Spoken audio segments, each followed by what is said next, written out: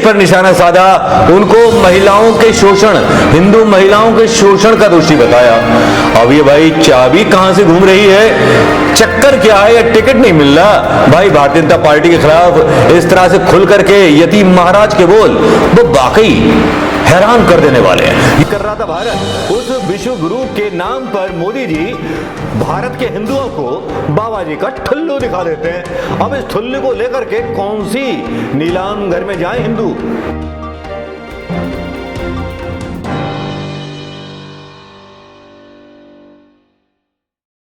दोस्तों नमस्कार, मैं मनोज कुमार शर्मा एक बार फिर आपके बीच में। जहां एक तरफ मीडिया के अंदर बहस नहीं है कि 15 लाख लोग बेरोजगार हो चुके हैं, मीडिया में बहस नहीं है कि साहब सिलेंडर जो है महंगा हो गया, मीडिया में बहस नहीं है कि लोग आत्महत्या कर रहे हैं, एक इंजीनियर ने बेरोजगारी से तंग करके अपने बीवी बच्चों को मार दिया और खुद मौत को गले लगा लिया। यह है नया भारत, नया इंडिया।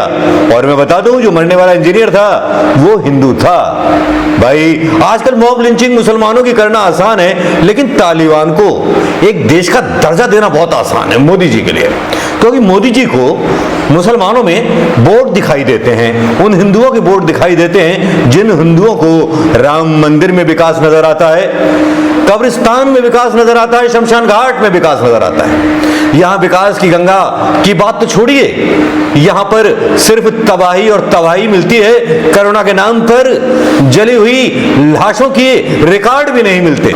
भाई एक चीज और याद आ गई मुझे तालिबान के नाम से कि ये तालिबान वही तालिबान है जिस तालिबान के दोस्तों को छोड़ने भारतीय जनता पार्टी के नेता बहुत ही सीना चौड़ा करके, जी हाँ जसवंत जी बहुत पुराने नेता हैं, जब रूबिया खान का अपहरण हुआ था याद आया भारतीय जनता पार्टी वालों कुछ भक्तों, याद आया मोदी के भक्तों और योगी के भक्तों को कहना चाहूंगा, याद आया होगा उन्हें रूबिया का अपहरण कांड, जिस अपहरण कांड के बदले अजहर मसूद ने और तालिबान ने कुछ आतंकवादियों की रिहाई मांगी थी और वो आतंकवादियों की रिहाई हुई भी। भारतीय जनता पार्टी नेताओं ने पैसा भी दिया, अजहर मसूद को रिहा भी किया, और अब थूक के चाटने वाली ये सरकार तालिबान को जो है एक देश का दर्जा देती है। चीन और रूस इस पर चुप रहते हैं, लेकिन देखिए ना, जो विश्व गुरु बनने की बात कर रहा था भारत, उस विश्व गुरु के नाम पर मोदी जी भारत के हिंदुओं को बाबा जी का ठुल्लू दिखा देते हैं। अब इस ठुल्लू को लेकर के कौन सी नीलाम घर में जाए हिंदू, 2 पैसे का भी नहीं बिकेगा ऐसा हिंदुत्व। जैसे हिंदुत्व का नारा सीना चौड़ा करके देश के मुसलमानों को सता करके लगाते थे, मैं तो हिंदुत्व जब समझता भक्तों अगर तालिबान के सामने भी मर्दानगी भारतीय जनता पार्टी के नेताओं ने दिखाई होती। इतना दम इनकी मां के दूध में नहीं, या इनकी मां ने इनको दूध नहीं पिलाया जो सामना कर पाते तालिबान का। लेकिन इसके साथ ही यति महाराज का एक किस्सा शुरू हो जाता है और वो बड़ा भयानक होता है। उसकी वानगी कुछ इस तरह से होती है कि काले बादलों के बीच सियासत के यति महाराज एक कीचड़ लेके आते हैं काला वाला, और पूरी तरह भारतीय जनता पार्टी के चेहरे पर काला काला कीचड़ पोत देते हैं। चलिए दोस्तों, इस न्यूज चैनल को सब्सक्राइब तो करेंगे, लेकिन यति महाराज और तालिबान और हिंदुत्व, हमारे योगी जी का हिंदुत्व, मैं तो सोच रहा था कि योगी जी को कम से कम या संघ के लोगों को डंडा हाथ में लेकर के तालिबानियों से लड़ने चले जाना चाहिए था। हालांकि गुल्लू मीडिया, गोरी मीडिया बड़े मतलब सीना उगाड़ के कह रहा है कि भारतीयों को बचा लाए, ये कर लाए, वो कर लाए। अरे अपना ईमान गिरवी रखा है। अरे दोस्तों, उस हिंदुस्तान का नाम डुबोए जिस हिंदुस्तान ने इज्जत आतंकवाद के खिलाफ कमाई थी, कसाब को फांसी दे करके, जिस कसाब के बारे में उल्टा सीधा दिन रात मोदी जी बोलते थे, लेकिन वो कांग्रेस सरकार थी जिन्होंने कसाब को उसके अंजाम तक पहुंचाया, आतंकवादियों को उसके अंजाम तक पहुंचाया। लेकिन यहां तो आतंकवादियों की सरकार को ही सरकार बना दिया अफगानिस्तान में। वाह मोदी जी वाह। तो खैर, ये तो काफी बातें हो गई, इसमें काफी बहस मुहाविसे हो गए, लेकिन अब जो चल रहा है वो ऐसा चल रहा है जिन्होंने ढोंगी हिंदुत्व की पोल खोल दी है। आपने नाम तो सुना होगा यतीम महाराज का। अरे भाई, डासना के वो यतीम महाराज जो मुसलमानों के खिलाफ आग उगलते रहते हैं। जी हां, इस बार यतीम महाराज ने आग उगली है भारतीय जनता पार्टी और संघ के खिलाफ। उन्होंने भारतीय जनता पार्टी के खिलाफ बोलते हुए कहा कि भारतीय जनता पार्टी के शासनकाल में जिस तरह से हिंदू औरतों का मतलब शोषण हुआ है, इतना किसी पार्टी में नहीं हुआ। उन्होंने पुराने भारतीय जनता पार्टी के मुस्लिम नेता सिकंदर वक्त पर निशाना लगाया और उनके जमाने से लेकर के अब तक के जमाने की सारे खूबियां गिनवा दी। भाई शत्रुघ्न सिन्हा का अंदाज कह लीजिए या यतीम महाराज का अपना अंदाज, जिस अंदाज में वो बोलते हैं बाकी वो काबिल गौर होता है और बीजेपी वालों के कान से पत्ते झाड़ देता है। अब इसी तरह के पत्ते झाड़ते हुए यतीम महाराज ने संघ को भी नहीं बख्शा। उन्होंने संघ के कार्यकर्ता, बड़े पदाधिकारी इंद्रेश पर निशाना साधा, उनको महिलाओं के शोषण, हिंदू महिलाओं के शोषण का दोषी बताया। अब ये भाई चाबी कहां से घूम रही है, चक्कर क्या है, या टिकट नहीं मिल रहा। भाई भारतीय जनता पार्टी के खिलाफ इस तरह से खुल करके यतीम महाराज के बोल वो वाकई हैरान कर देने वाले हैं। यतीम महाराज ने क्या कहा ये सुन लीजिए।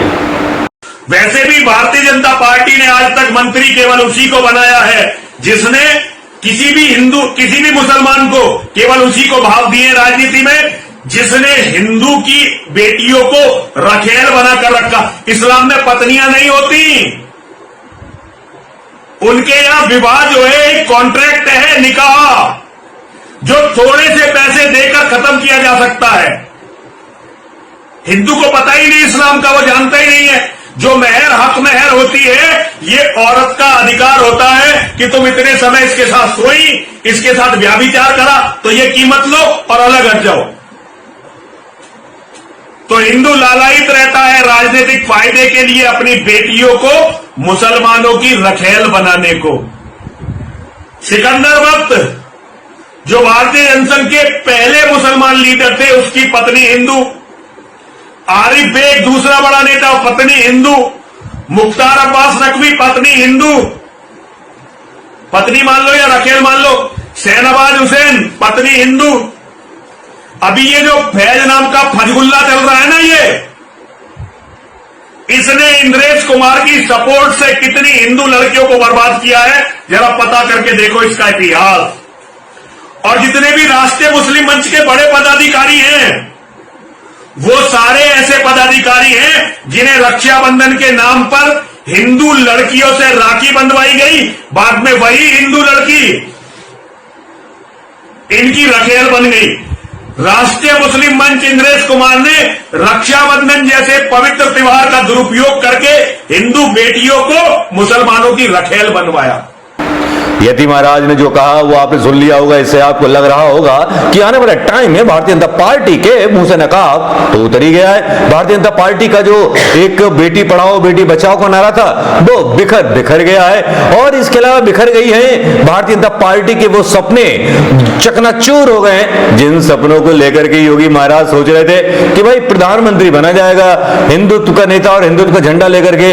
लेकिन यहां उनके हिंदुत्व को कचरे में मिलाने के लिए यतीम महाराज जैसे संत गेरुआ वस्त्र पहन करके आ जाते हैं और बीजेपी की गंगा को अच्छी तरह से धो डालते हैं। भाई बीजेपी का सियासती बर्तन भी मांज दिया गया, परात भी मांज दी गई और सियासी आंसुओं को भी झूठा बता दिया गया।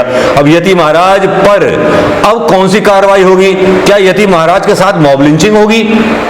मॉब लिंचिंग किसकी तरह? तबरेज की तरह। याद है ना तबरेज? याद है ना आपको वो मॉब लिंचिंग का वाकया जो गाजियाबाद के पास हुआ था?